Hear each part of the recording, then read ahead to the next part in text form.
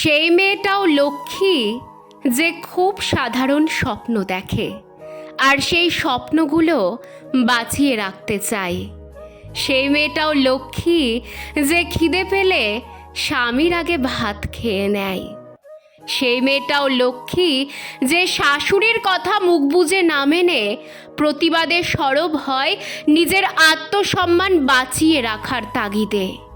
হ্যাঁ, সেই মেয়েটাও লক্ষ্মী যে গৃহবধূ হতে অস্বীকার করেছিল, কারণ স্বাবলম্বী হয়ে পায়ের নিচের জমি শক্ত করে নিজের পরিবারের পাশে দাঁড়ানোটা তার বেশি জরুরি বলে মনে হয়েছিল। লক্ষ্মী সেই মেয়েটাও যে শ্বশুর বাড়ির বারণ শুনে বিয়ের পর নাচ ছেড়ে দেয়নি, কারণ নিজের স্বপ্নের সাথে আপোষ করতে ও রাজি ছিল না।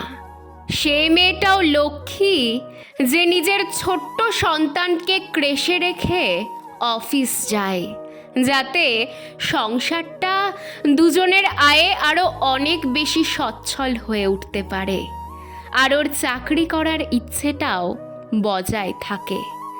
আপনার সেই বৌমাও লক্ষ্মী মাসিমা যে মাঝে মাঝে দেরি করে ঘুম থেকে ওঠে, কারণ সারাদিন সংসারে খাটুনির পর ঘুমটা ভালো না হলে ওর শরীর খারাপ করে। হ্যাঁ, সেই সব মেয়েরাও লক্ষ্মী যারা নিজের কথাও ভাবে পরিবারের বাকিদের সাথে সাথে।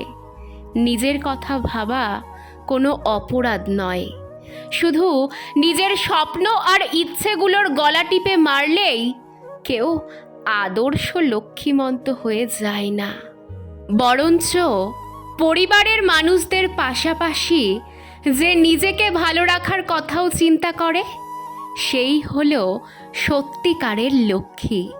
কারণ দিনের শেষে নিজে ভালো না থাকলে কিন্তু কাউকেই ভালো রাখা যায় না।